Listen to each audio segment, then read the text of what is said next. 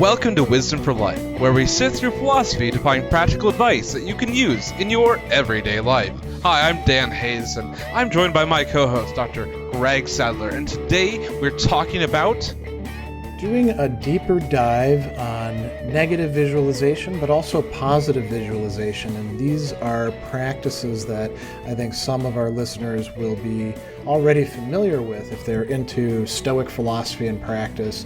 Negative visualization is one of the keystones, you could say, right?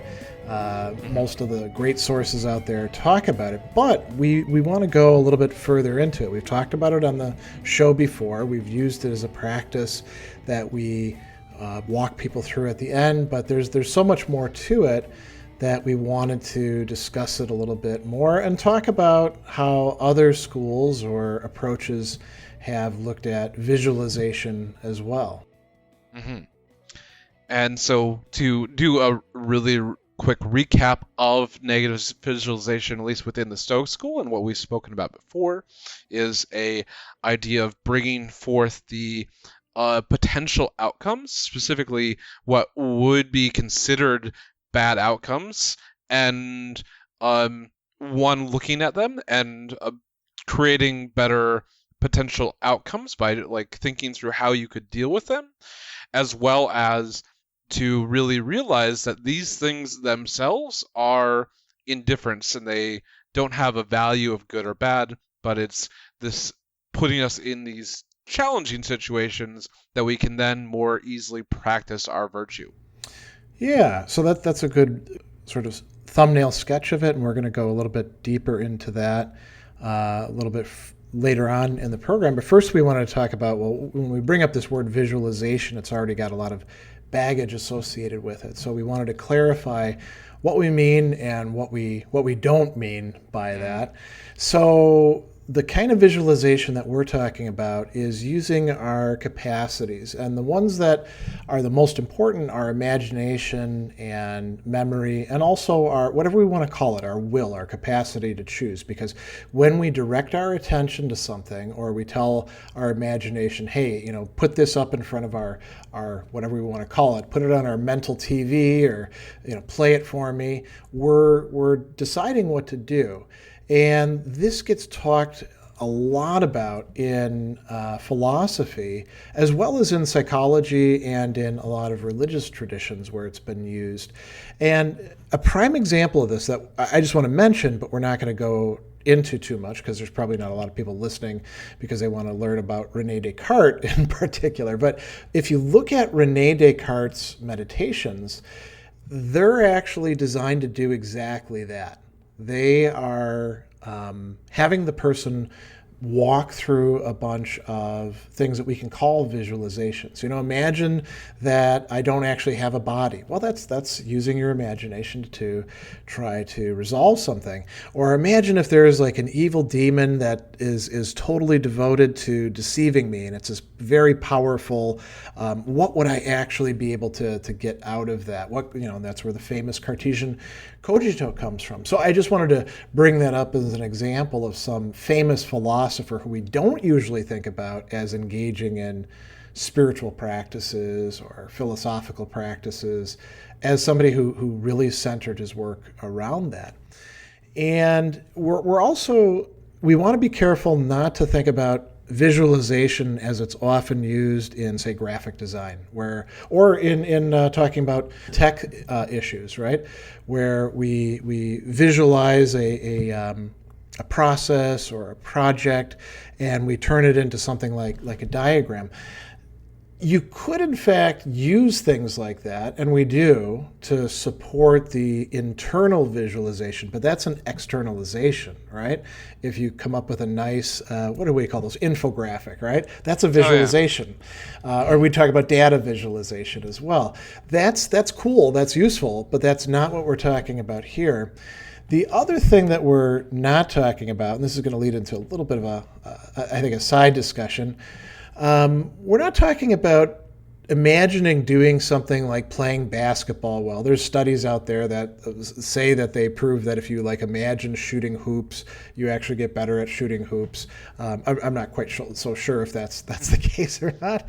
And we're not thinking about like, having your best life and putting together vision boards or anything like that. And so we wanted to talk about a few things in particular that we're not confusing these practices with. So the secret, you wanted to bring that up as a particular example, right? And so yeah. I think you have to tell people what it is, because not everybody's heard of it.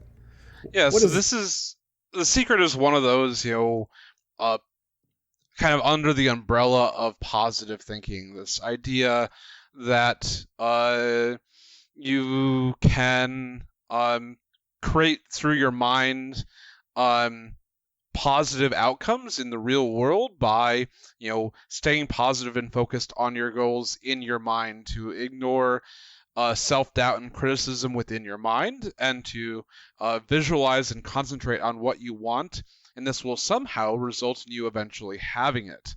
And so The Secret is just one of a number of different books that over the years have kind of had its own different spin on this idea. Another one is Vincent Peale's The Power of Positive Thinking. Yeah. And the Secret itself, like its little tick. Actually, did you have something you want to talk about Vincent Peale? No, I was just going to say that there were all he was the most successful of a whole slew of people who are saying the same kind of thing. I mean, I think every generation has somebody coming along, and not just somebody, but a whole bunch of people coming along and repackaging this idea. And what's really different about this and what we're talking about is the notion that by like having a positive attitude, you change reality itself. Yes. We're not saying that. No, we're always working with like how we are going to then eventually react, and how our future selves could potentially react to the reality of the situation. Now that the reality of the situation is going to change around us to fit our whims. Yeah, and let's pause on that for a minute. So part of what's wrong with that idea is the notion that if I could just get like my external reality to change, everything would be great. And where we're going with this is saying, no, your external reality is probably going to still suck, but you can change how you react to it, how you think about it. You can change yourself. That's what ancient philosophy, that's what a lot of religious traditions, that's what psychology, when it's doing its job well, they help us to do, right? They, not just to be sort of these either everything's great or everything's awful, and it all depends on whether I've got, a couple cars out front and, plenty of, I don't know, bonbons to snack on, or a beautiful person to be involved with, the accolades and affection of those involved in my profession. We could go on and on, right? And the biggest problem with a lot of those things is that they're things that can be put on the hedonic cycle, as in you start to lose the happiness of having them, and so you're like, oh look, I'll only be happy once I get a house and a car, and then you have them, and then now that doesn't fulfill you anymore, and so it's like, oh, I need another car, I need a better car, and you're always striving to try to get that next thing. And part of a lot of the ancient philosophies here are talking about how you can try to get off of that cycle. Again, a little bit of a digression, but I think this is quite interesting given those examples. So if you think that like getting the most new and interesting, or whatever we want to call it, model of the car out there is going to make you happy, you're right, it's not going to make you happy. And then you're confronted with a couple different choices. One would be to get back on what you're calling the hedonic treadmill, right? And just keep grinding away at it and get a newer car and a newer car and a newer car. And that's not really going to work. Another thing would be to say, oh, it's all garbage, let's throw this away, and then usually what people do when they do that is jump immediately into pursuing something else, right? I'm going to collect all the comic books, or I'm going to, whatever. I'll change my romantic life, I'll change my professional life. And it's still the same hedonic treadmill. What they don't do, and what a third possibility would be, and I think what ancient philosophy, when it's understood rightly, teaches us to do, is to analyze, to say, well, why the hell did I think that getting a car would actually make me happy? What's going on with me? What are my assumptions? And then, not to say, oh, I need to immediately throw them away as soon as you realize how irrational they are, but you keep probing at it. Why am I so irrational? Why do I subject myself to these unlikely to work out beliefs? And if you're told, at least from a very young age, that these are the things that you should strive for, sometimes it's very difficult to see the things that you're bringing to the table with you. That's quite true, yeah. And that's where it can be quite helpful to, talk with somebody else or compare notes or be in a group of some sort where you compare your stories and figure out how, not only did you, odds are you didn't screw yourself up until later on. Somebody else screwed you up for you early on. Right? And then you just kind of repeated it over and over again. Right. So one of the reasons why these, I guess I'd call them charlatans, keep on repackaging the same thing is this idea of a survivorship bias.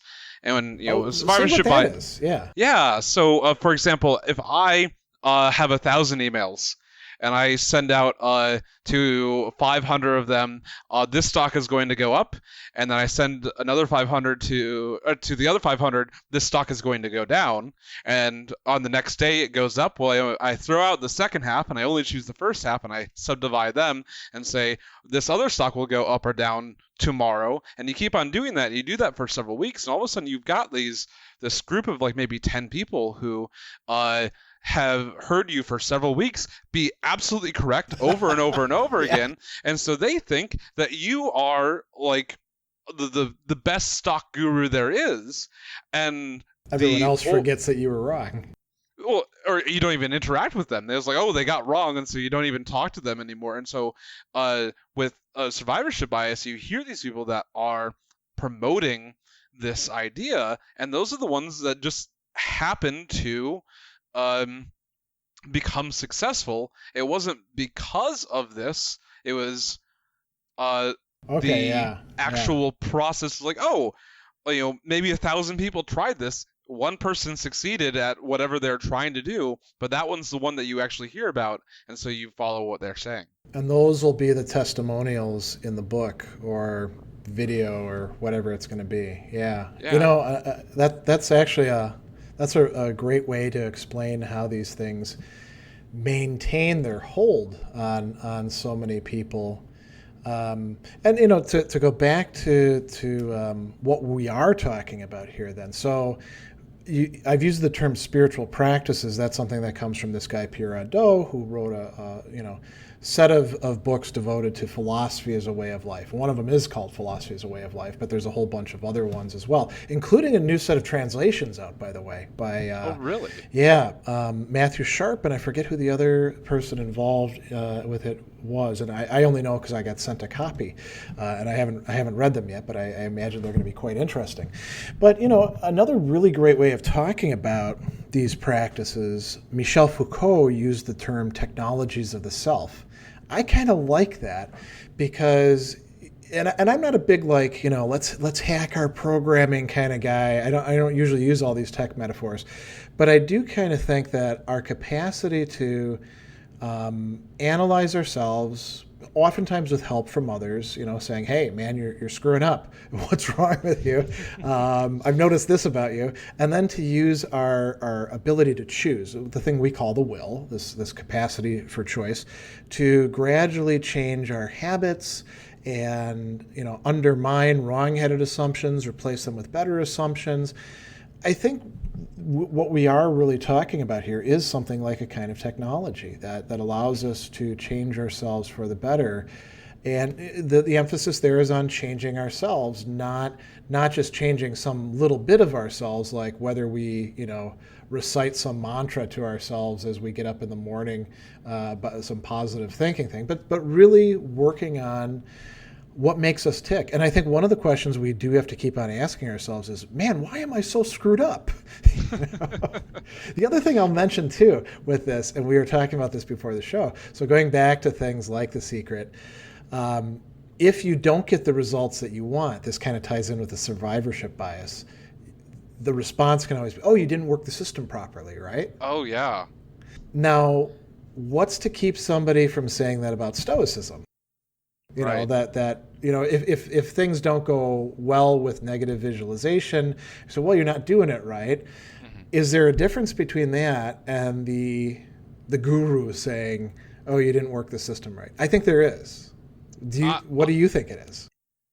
I guess I would go to some of the clinical research done for like REBT and CBT, rational behavioral therapy and cognitive behavioral therapy. Yeah. And there seems to be a strong correlation between, you know, benefits of doing this, at least in mental states, and maybe there is, you know, at least it's better than, oh, you're just not doing it right. There is some studies to back that up. That's a good one. I would also say that the Stoics and some of the other groups that we're going to talk about can actually say, well, you didn't just not do it right. Here's what you missed out on. Here's why it turns out that way. That's part of what it means to have something like a technology. You can say, this thing over here isn't doing its job, or you forgot to add this part here, you know? And so I, unlike you, have no problem using technology metaphors because that's kind of the world that I live in. Well, of course. Yeah, you're a tech guy. But I was thinking about this, and maybe a different translation instead of technologies, but like techniques, or technology comes from the Greek for techne, or of correct? Well, it comes from techne, right? Which means a way of being able to produce something. So like pottery is a techne, and medicine is a techne, and so is rhetoric, by the way. And so I was thinking along the lines of maybe instead of having the really mechanical connotations of it, but bring it back to the techne of the self. Okay. And that might be a better way for you to visualize that without being pushed away by the technology. Another translation, well, two other translations that they use in English for techne are craft, which is closer to, the technology aspect of it, but also art. Mm-hmm. They translate it as art. So maybe, when we talk about something being more of an art than a science, maybe that's kind of along those lines. So we were, do we want to go? Let's talk about the Stoics, yeah. Yeah. So there's a lot of fancy Latin names that people use. And I mean, if you want to use Latin to sound cool, that's perfectly fine. You can call it, praemeditatio malorum, which just means, thinking about bad things in advance. Or sometimes it gets called memento mori, which is a little bit more specific because mori is death, right? So being mindful of death, which, there are a lot of people are worried about death. So that kind of makes sense. That would be like your far end of your negative visualizations. Well, yeah. I mean, if you're thinking about your own death, which is kind of difficult to picture, if you're really trying to do it right. You're not just like being like Tom Sawyer. Do you remember that scene? Oh, yeah. he pretends to die. That's a great scene. Yeah. Then shows up, a really quick digression. Yeah. One of that very same thing is what basically caused the Nobel Prize to be around, because Nobel was known as a weapons manufacturer. Right, he used nitroglycerin for producing propellant for all sorts of weapons, and he was one of the major weapons manufacturers for World War I. And he saw an obit calling him like the merchant of death. And so he's I need to change this. And so he created the Nobel Prize. And now we don't remember him as the merchant of death, but the guy who helps promote the forward movement of science. That's really interesting. And I'm going to engage in a little digression too. So in my business ethics classes, I think it's Peter Drucker who came up with this distinction between different kinds of virtues. There's your resume virtues and eulogy virtues. He doesn't say obituary virtues, but it could be done with an obituary too, right? And the idea is basically like your resume virtues are the things that you do to get you through the day or the week or the month or the quarter, and they're things that people, praise you for, like, oh, they're resourceful, they show up on time, they don't steal from the company coffers. Oh, that's very nice, right? And then your eulogy virtues are what you want people to really remember you for after you're dead. So really, after you're dead, nobody cares if you showed up on time. That's good. That's good for while you're employed, but you want to be remembered for these other things, And I think it's kind of a cool distinction. And if you did, like, if you were brutally honest with yourself and you wrote your own obituary, I mean, you could get other people to be brutally honest about you too. Maybe that would help to change people. I guess, it's sort of like what Ebenezer Scrooge is going through in A Christmas Carol, right? He gets to see how badly he's screwed things up and ruined his relations, and little Tim dies and sees the open grave, and then, he has a hallelujah moment, and he's like, Christmas is here. Let's get a goose. So, but the biggest one there is. Exactly, yeah. Let's come back to the Stoics. So, yeah.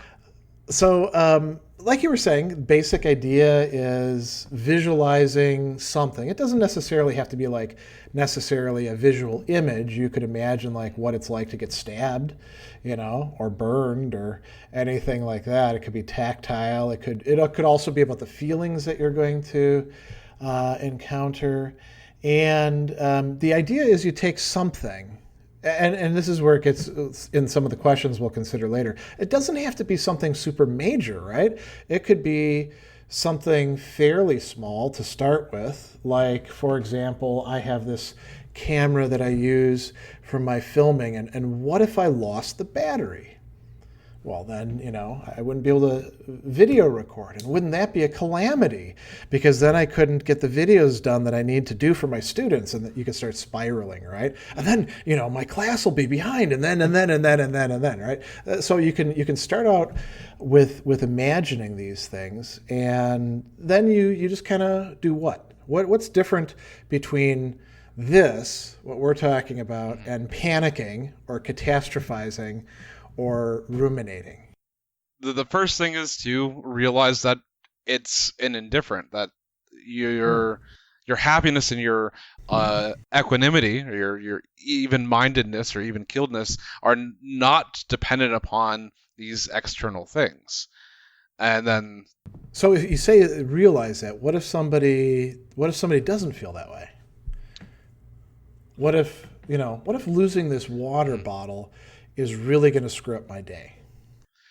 Are you saying they are trying to do this technique, or they in the moment? Okay. Then the idea is to like be aware to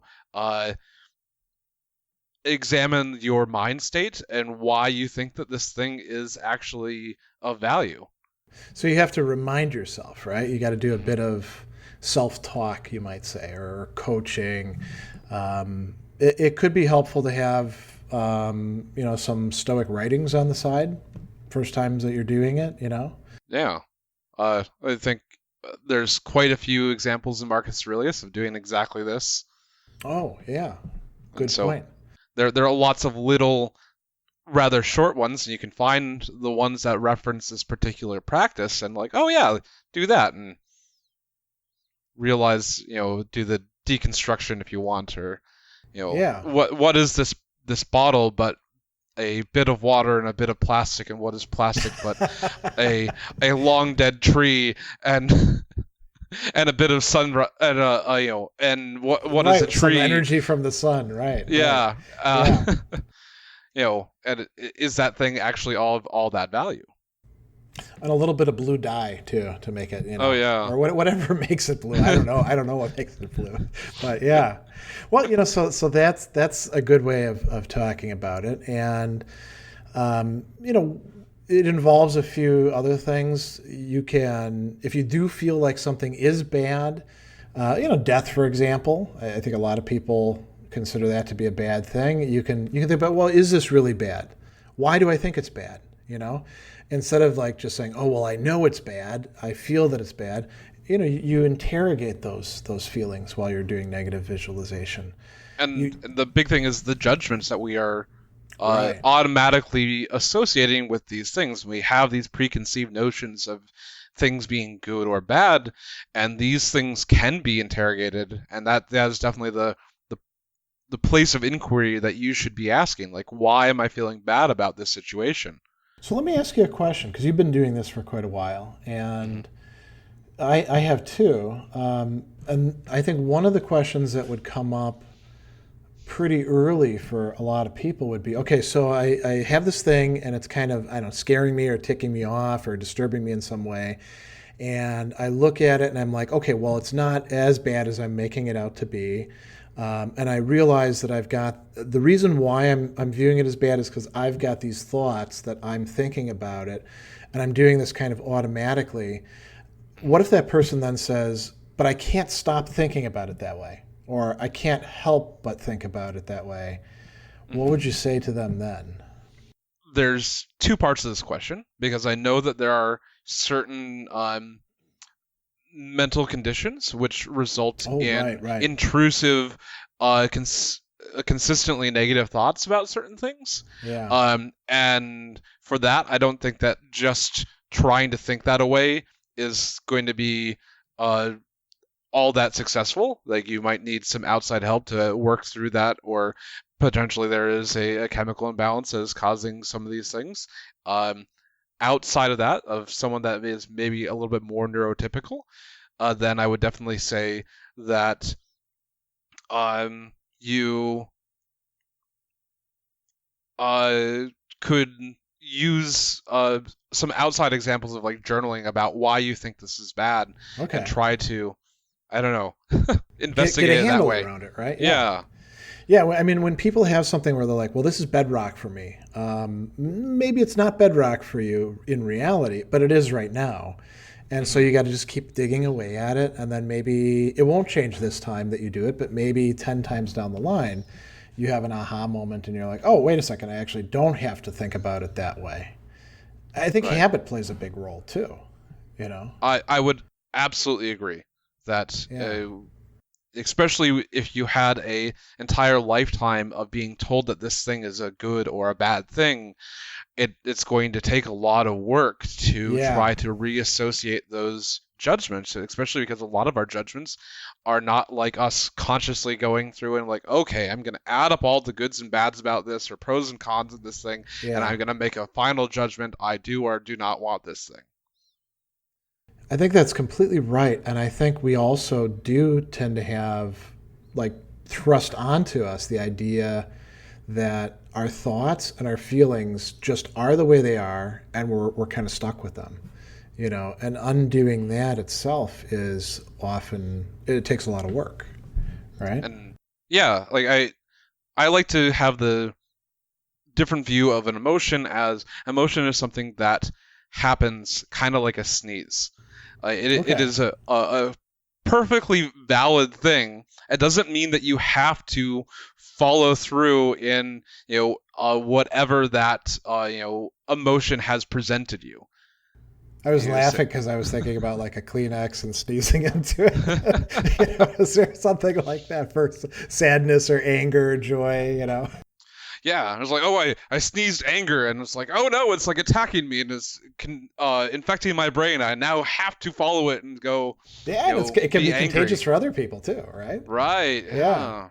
I'm liking this metaphor a lot more. So actually, that's a good place to talk about emotions in this, right? And there's two things I wanted to bring out with respect to negative visualization. One is that if you're doing it right, it should provoke some emotions, at least at first, because that's why you do it, right? Right. So what are the different emotions? Anxiety and fear is a really big one for it, but I think anger is another good one as well. If you're somebody who needs to manage their anger, you can do negative visualization. Shame or humiliation, embarrassment, aversion or disgust. And then when I was thinking about it, I thought, well, there's sadness and grief to consider, but also boredom. Boredom's an emotion, right? And a lot of people can't stand being bored or feeling like there's nothing going on. And so you could imagine boring situations if that's really a problem for you. And then that would help you to deal with them better. And then I thought, well, also desire. You know, if you think to yourself, I have such a hard time controlling my sexual desire or my desire for food or desire for these other things, maybe that's something to do negative visualization with. I haven't done that myself, but I could see how somebody could. And so when you're visualizing the thing, you think about the disturbing factor, and emotions will be produced. So if you think about dying and think about dying in a very vivid way, that probably should scare you, or it might make you angry too, or just sad, right? And when you have that or your emotion, family members, that's where the grief, I think, could come up, right? But also fear. You're right. So when you picture that, you'll feel the emotion, right? And then what do you do with that emotion? You allow yourself to feel it. Mm-hmm. Is there anything else that you do with the emotion in negative visualization? And then you investigate it. You realize that you can be okay with the emotions as they arise, and realize that they're not a horse that you have to be tied to. That as long as every time that emotion arises, you can say, okay, I'm feeling this. This would, if I was not investigating it, then I would not. Then I would act in this way. Should I actually act in this way, and try to decouple that action from the experience of happiness and emotion? So what does that do for us then? Do we feel the emotion less over time? For me specifically, I would say for most, if you are decoupling that judgment from things that you previously thought were bad, then the emotion tends to arise less, especially if it's like anger or sadness about the loss of something. Yeah. So what else happens in negative visualization? I think there's a few other important components. You definitely become more resilient to the vicissitudes of life, or it's just the regular ins and outs. The easiest one is probably just driving in traffic. That's one of the first ones that I noticed.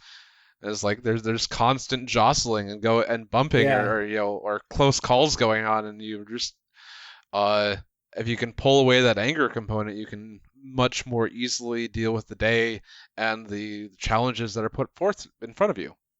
Driving can be scary too, actually, right? Yeah. I remember, as total, digression, before they changed all the highways here in Milwaukee, I was living over on Farwell Avenue, and I was working at a place out in the suburbs. So I had to get onto 43 and then go on to 94. And the way things were set up at that point, in order to go the way that I was going, I had to essentially every morning veer across 3 lanes of traffic in the space of a mile. And this is like, morning rush hour traffic. And I wasn't, I was in my 20s, so I wasn't as an experienced a driver as I am now, where I could probably do that while drinking my coffee and stuff. But I found it kind of scary when I was doing that, And I didn't have stoicism as a help. I mean, I could have done some visualization things in the morning, because every morning I was getting up, and fortunately the job didn't last that long because it was a mortgage company and they changed the interest rates and they went under. I was so happy that that their company failed. It was a temp job, but I would get in my car and I'd be dreading this terrible interchange that I would have to make every morning. So I guess you have some gratitude you don't have that job anymore, and that's also true. Negative visualization provides. It would have helped if I would have done that. Yeah. Yeah, and that. The negative visualization provides that, a bit of sense of gratitude for the reality of things are, and if we do it right, it can help. We don't have to completely eliminate emotion. We could replace emotions that we don't want to feel with emotions that we we do want to feel. It could be gratitude, it could be joy, I think, as well, right? Right. Like, I'm joyful that I did not get angry at the situation that used to be causing me so much anger or, I guess, fear. So that actually brings us to another aspect of what happens when you're doing negative visualization. And the Stoics talk about this quite a lot. We experience our emotion, we visualize something, we also discover, or we could like maybe force ourselves to think about the resources that we have to deal with the thing at hand. Mm-hmm. Maybe we can't turn it off and realize that people cutting us off in traffic isn't them, being jerks to us. They're just doing what they do, and it's maybe we can't stop like that anger response, but we can at least figure out what resources we have to deal with it. Mm-hmm. Like we can say, well, I don't have to honk my horn at that jerk. Or try to cut him off or anything like that. Or if we're thinking about the fear of death, maybe we're still going to view death as a bad thing and, feel bad about it in some way, but we don't have to feel too bad about it. We don't have to dwell on it. We could think about, do I have the resources if I'm going to face, getting sick and dying. I just turned 50, so, maybe 51 is all I get. Who knows, right? Who knows? So if I imagine that to myself, I could think about, well, could I deal with that? I mean, my dad did. He died when he was 36 in a hospital. Right. And he seemed to have had a pretty decent death, as they say. This reminds me of people who, when faced with large challenges, will shrink away from those large challenges and focus on things that are mundane and easily controllable, like choosing the color of the carpet in their apartment instead of a death in the family or like a big financial malady. Yeah. What do you think about that? Well, I think that doing negative visualizations allows us to put these things into the categories of indifference, which allows us to, even when things are going incredibly badly, actually be more present and make the best decisions instead of poor decisions. So, for example, I was an absolute wreck when my father died, and I was kind of useless in helping finish up the funeral plans, and thank gosh for my brother to come in and was able to help me out with that, because I was in such a state that I was failing at this process that I really needed to get done. Yeah. I mean, I had something similar happen when my mom died. I was 29 and my sister was 27 and pregnant. So, we had to handle all this stuff, and she was just not up to it, And there was such a mess, all these different things that had to be found and dealt with. And, a lot of these experiences that we have, it's the first time around we're doing it, right? Right. Yeah, I was 24, I think. Wow. When my father died, and so that's even tougher. I had a student in one of the places where I taught. This was several years ago, and she came up to me about halfway through the semester, and she was only, I think, 20 or so, and she was apologizing for having been absent a couple times, and she said, I'm really sorry, I'm going to get caught back up on work, but we had a death in the family. And as I asked her more questions, I found out it was her mother who died, and her mother was a single parent. And it was just her and a younger brother, and like a grandfather who had to be taken care of as well. And so as a 20-year-old, she was dealing with like keeping the household together and paying the bills and figuring out how to get her mom buried and all that. And I was like, wow, that's, I tried reaching out to her. She didn't finish the class, of course, and I was not surprised at all, because that's such a difficult situation. Yeah. And, not finishing a class, not a big deal at that. Mhm. Fortunately, it was at a place where the classes weren't that expensive. So what are some of the problems that can arise with this practice? So this is where it gets really interesting. I think a lot of people out there, especially in the sort of let's popularize Stoicism kind of world, they look at this as a magic bullet that's good for everybody in every situation. It's not. As you were pointing out, people who are overcome by compulsive thoughts, maybe negative visualization. If you're going to visualize something and it's going to be a trigger and you're going to go down this spiral, maybe don't do negative visualization then. Maybe do other things, right? Or at least not by yourself. I have someone there to help you talk through that. Right. Maybe we need something like a coach or a community, or we do it as groups together. I think some people don't understand the difference between negative visualization, where you're actually trying to work on stuff, and just rumination, where you're just kind of circling around a thought. The Stoics are not saying make yourself feel like crap for the sake of feeling like crap. And maybe some people use it in order to be kind of ascetic and self-flagellate as well. And I don't think the Stoics would like that. What are some other issues that you can see coming up? Especially if you have some like PTSD type things, that if you bring this up, they could really tap into things that you'd need, a much stronger guide, therapy to start broaching. Trauma. Yeah. Yeah. And which isn't to say that somebody with trauma couldn't do any negative visualization, mm-hmm.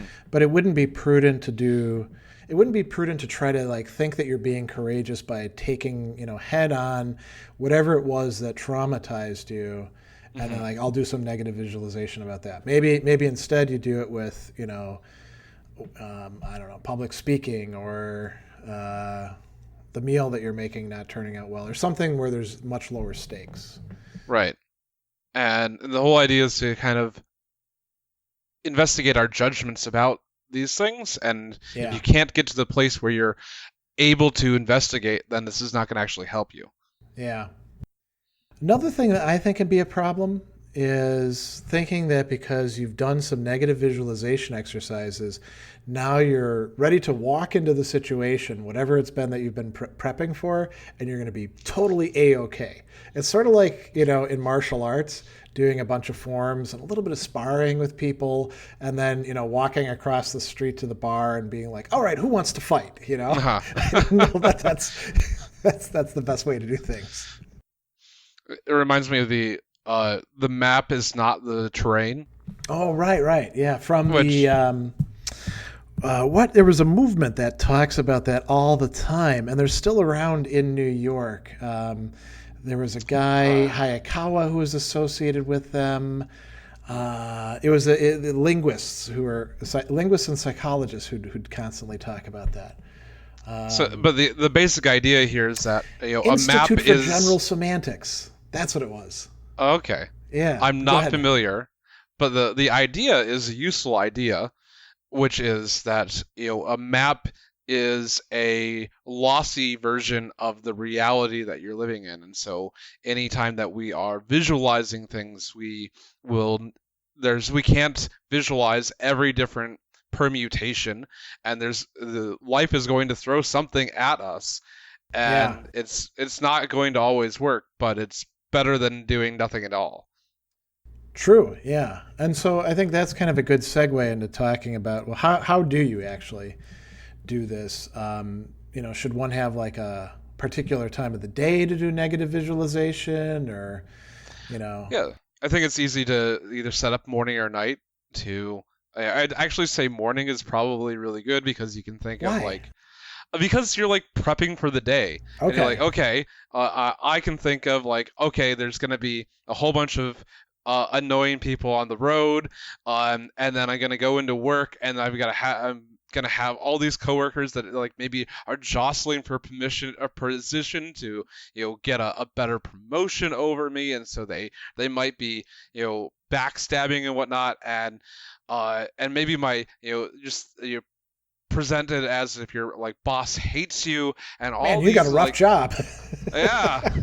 But that's the whole point of negative visualization. Yeah. That once you actually go there, you're if you don't have these things, then your day is already better than what you were expecting it to be.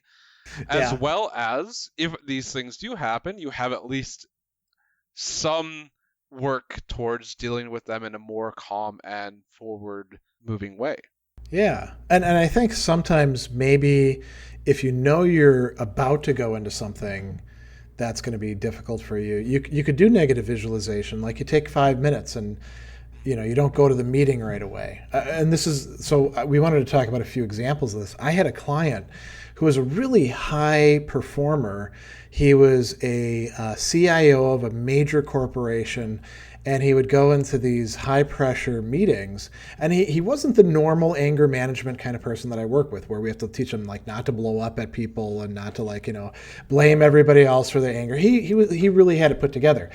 But what he found is that in these situations, they'd all kind of poke at each other, and he'd get angry. Mm-hmm. Not so angry like he'd slam his hand down or something like that, but it was enough to make him lose his edge, because anger makes you a little bit blindered. And he didn't want to do that. So I suggested, well, let's how about before you go into the meeting, you take 3 minutes and you do some negative visualization, and you think about how this guy in particular is probably going to try to get you ticked off, and how you're going to respond to that, And he found it was very helpful for him. What are some other examples that we...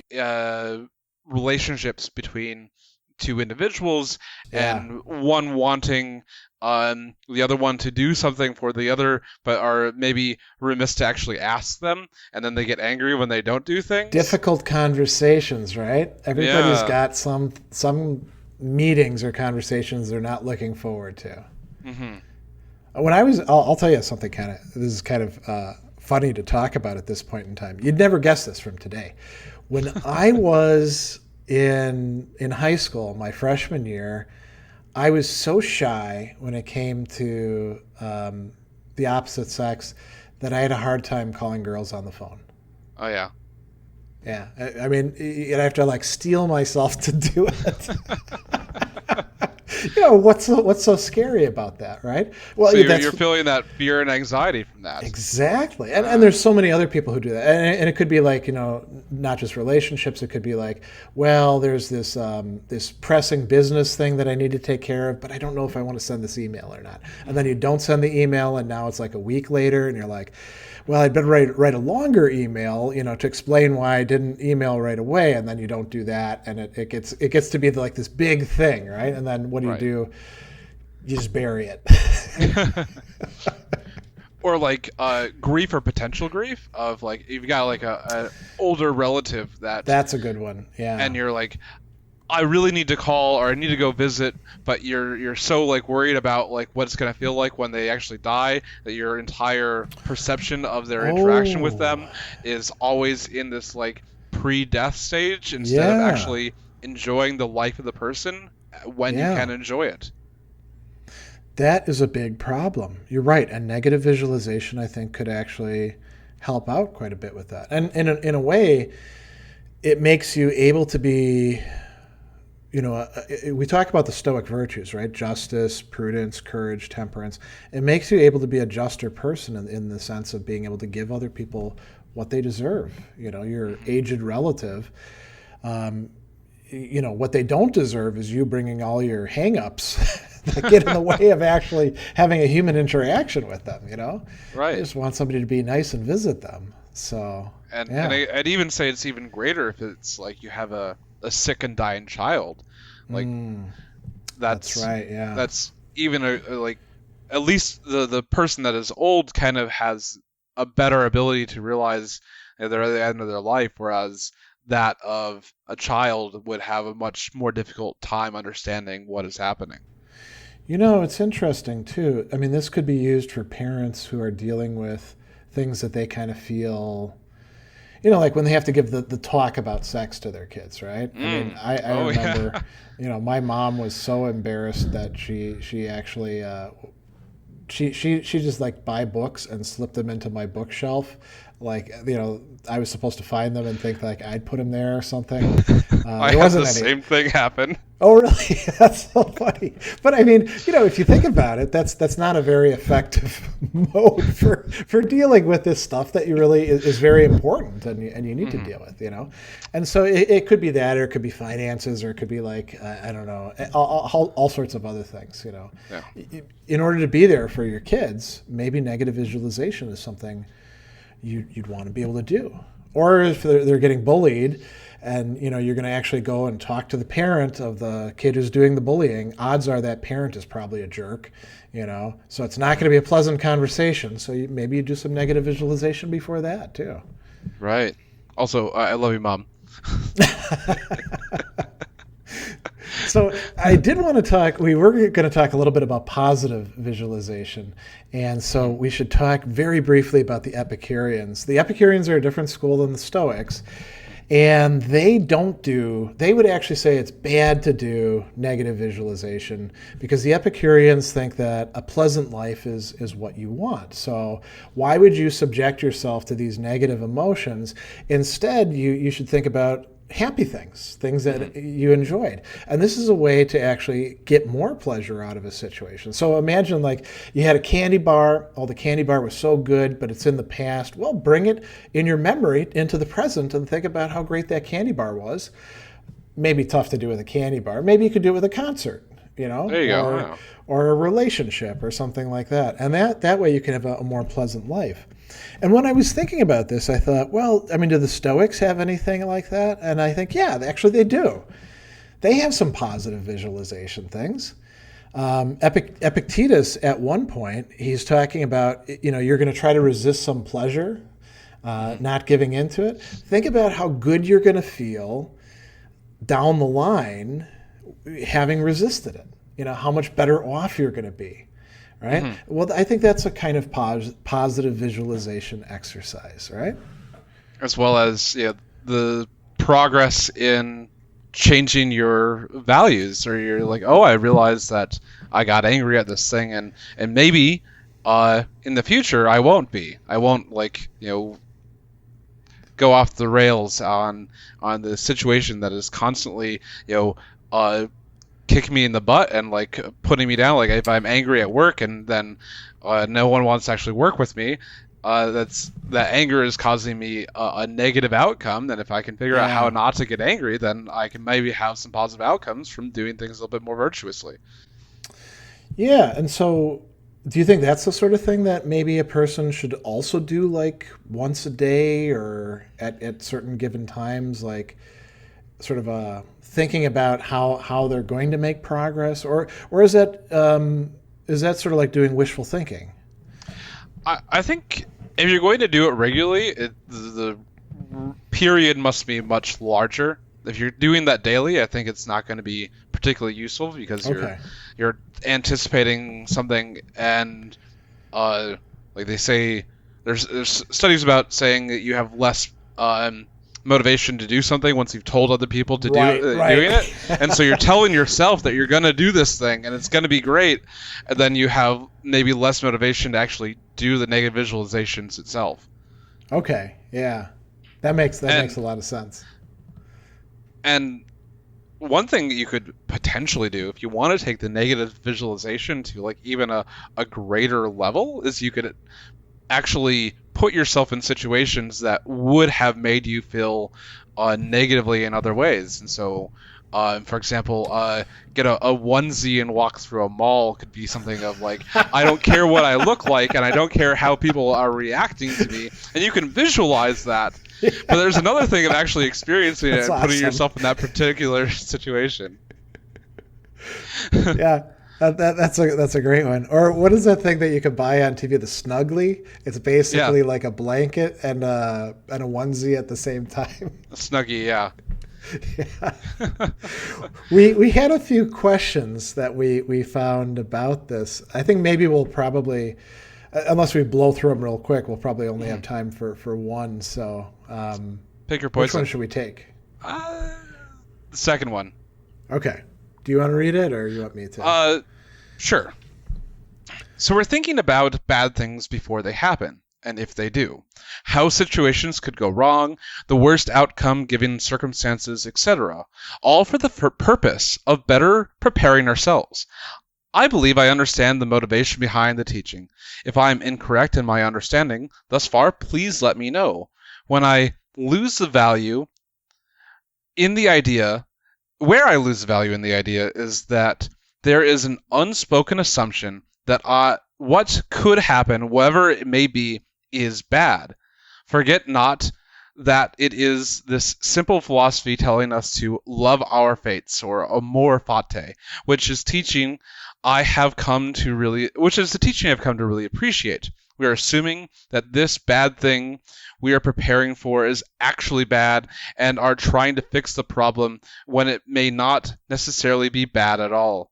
I picture a situation of two Stoics talking, one picturing what could go wrong, and the other telling him that whatever will happen can only be dealt with when it is in the present moment, and dealt with in proper using the Stoic teachings. Let me clarify, do not deep down believe that there is a place for praemeditatio malorum in daily life. I just need help finding it, if it does have a place in my daily life. Yeah, so what do you make of this? It seems like he's missing this really core part that it's not that where you're dealing with it it doesn't matter because it's not in the present moment. It's that it is most likely an indifferent, and it's the judgment that he is not actually making here, and it's not a temporal position. Yeah, I think that there's maybe a little bit too much stress laid on, especially when it comes to popularizing Stoicism, about like being in the moment, man. It's kind of new agey sort of stuff. When really what we're supposed to have is like an integrated present that's connected with a future that we're looking towards and getting ready to deal with, and a past that actually kind of makes sense. But I think there's something else in here too. So I read this as this person is saying we don't need to do any sort of negative visualization or praemeditatio malorum because the things aren't actually bad according to Stoicism. And that's correct. The Stoics are saying that a lot of these things, like, for example, losing a job, right? If I lose my job, I'm not going to have any money. The Stoics would say, okay, that's an indifferent. That's a preferred indifferent, but it is still an indifferent. It doesn't make you a bad person to lose your job. It doesn't make you a good person to have your job. But, what you do with your job obviously does matter quite a bit.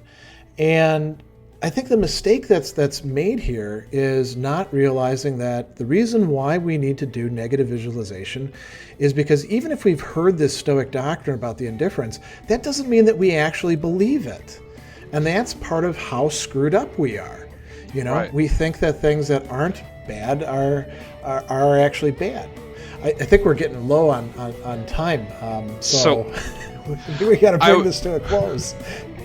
I just want to bring in one last thing about belief, and I come to the conclusion that we do not choose our beliefs.